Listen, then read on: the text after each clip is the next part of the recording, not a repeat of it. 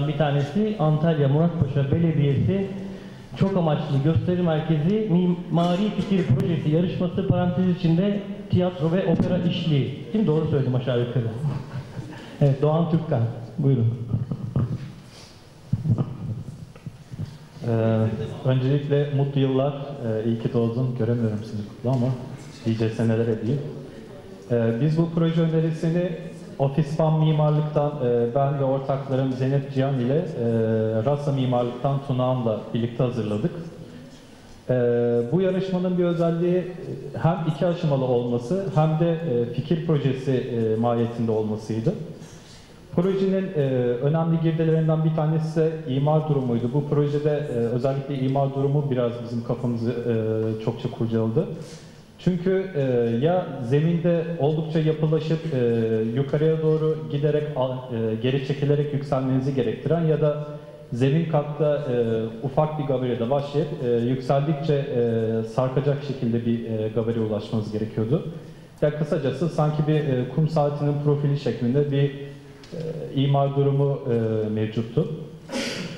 Bunun dışında hem opera, tiyatro işliği hem de günlük kamusal kullanımla zenginleştirilmesi istenilen bir şartname dili yazılmıştı. Projenin lokasyonu Antalya'nın Muratpaşa ilçesinde, ki Muratpaşa ilçesi Antalya'nın merkez ilçelerindendir. Lara kısmında, Lara semtinde diyebileceğimiz bir yerdedir. Bildiğimiz üzere de Antalya zaten kıyı şeridinde çokça yeşil dokuyu kullanan, arada parsel ölçeğinde yeşil dokuyu içeriye sıçratan bir kent kimliğindedir.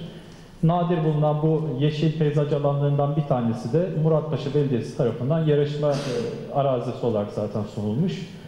Yarışma arazisinde inceleyecek olursak sanki tam bilinçli olarak ortadan bölünmüş gibi bir kısmı yeşil, bir kısmı da aslında öncesinde herhangi bir yapının bulunmadığı çorak bir arazi şeklinde.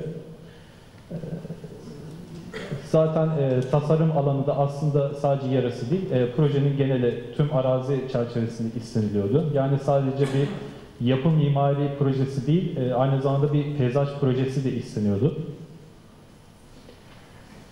Biz daha çok insan ölçeğiyle barışık, oradaki yeşil dokuyu da çokça önemseyen ve çok da ezmesini istemediğimiz şekilde yatayda gelişim gösteren bir plan şeması kurgulamak istedik. Bunu yaparken aynı zamanda istenilen iki farklı kullanım amacını da göz ardı etmedik. Yani bunlardan bir tanesi dediğim gibi günlük periyodik saat dilimleri içerisinde kullanılacak bir opera aktivitesi ve kent kullanıcısının çokça kullanacağı bir çok amaçlı sanat atölyeleri kümesiydi. Vaziyet planında da inceleyecek olursak, güney tarafında Çınarlı Caddesi diyeceğimiz Antalya'nın Lara ilçesinde egemen bir caddemiz var. Bu cadde Antalya Üç Kapılar kent merkezi ile Lara semtini birbirine bağlayan geniş ve oldukça çokça kullanılan bir caddedir. Kuzeyde ise 1450. cadde dediğimiz bir cadde var. Bu cadde de aynı şekilde yine Çınarlı Caddesi'nde olduğu gibi çokça kullanılan, sirkülasyon yoğunluğunun fazla olduğu bir yer. Şöyle düşünebiliriz, yani İstanbul'a benzetecek olursak herhalde Minibüs Caddesi ile Bağdat Caddesi gibi bir iki ulaşım güzergahı arasında kalıyor. Bunun dışında yine dediğim gibi kıyı şeridi boyunca mevcut bulunan bu yeşil doku arada parsel ölçeğinde böyle sıçramalar yapmış. Onlardan birisi üzerindeyiz. Plan ölçeğinde de biz özellikle zemin katta sanat sokağı kurgulayarak hem iklimsel veriler ışığında yapı fiziği probleminde bir cevap verecek nitelikte sağ tarafta opera kültür merkezinin, sol tarafta ise günlük kent kullanıcısının rahatlıkla ulaşabileceği bir atölyeler kümesi yaratmak istedik. Bunu yaparken de mimari tavır olarak da güneşin etkilerinden uzaklaşabilmemiz için çepeçevre saran, kütleyi çepeçevre saran bir kiriş örüntüsü kullanmak istedik. Yapı aslında küçük ölçekli bir yapıydı. Bodrum kattaki bu otoparklar ve teknik servis alanları ile birlikte totalde 5000-6000 metrekare gibi bir inşaat alanına sahipti. İki aşamalı bir yapıydı, yarışmaydı. İki aşamalı olmasını her zaman da sorguladık. Çok gerek var mıydı acaba dedik. Çünkü Yapı zaten küçük ve mimari tavrınızı, dilinizi zaten iki aşamada da korumak istiyorsunuz doğal bir refleks olarak. Zaten ikinci aşama sonunda seçilen 8 tane finalist projede de gördüğünüz üzere çok da aslında fazla bir revizyon, herhangi bir fazla bir değişiklik olmamıştı. Bizim yaptığımız ilk aşama ile ikinci aşama arasında yaptığımız farklardan bir tanesi, jüri tarafından bize gönderilen eleştirilerde şöyle bir dil vardı. Düşey hatta da bir hareket katılabilir miydi, mekan zenginliği kesitte de kullanılabilir miydi şeklinde bir eleştiriler olmuştu. Biz de ikinci aşamada bunu destekleyecek şekilde bir balkon kullanımıyla hem salonun hacmini artırdık, hem de bu bahsettiğim çok amaçlı atölyeleri de üst katlarda da biraz serpiştirdik. Fakat galeri olarak aslında neredeyse bu 3D görselleştirme çalışmalarını değiştirmedik gibi bir şey oldu. Bu çizimler tamamen ikinci aşamaya ait çizimlerdir. Görsel olarak da bizim projenin omurgası diye nitelendirdiğimiz bu sanat sokağı bence projenin çıkış noktasıdır.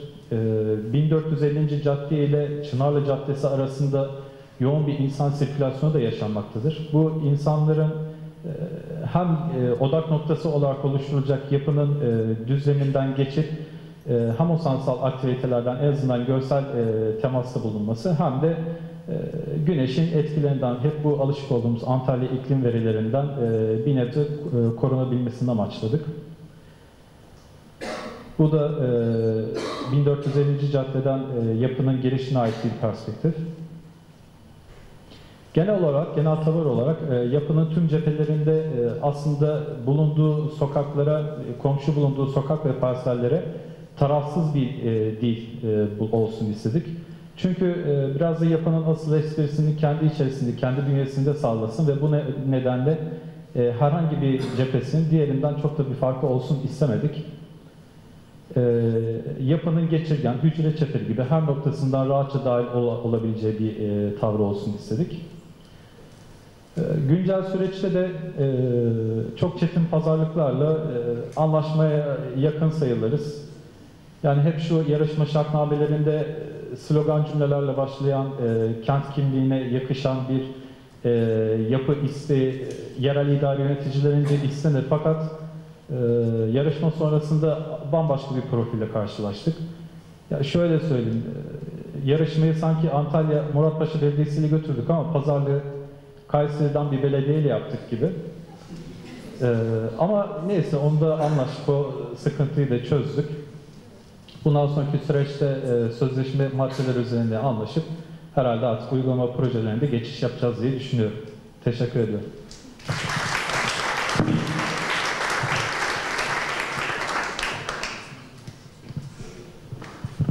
Biz teşekkür ederiz. Tabii mikrofonu değil de bu. Tebrikler Doğan.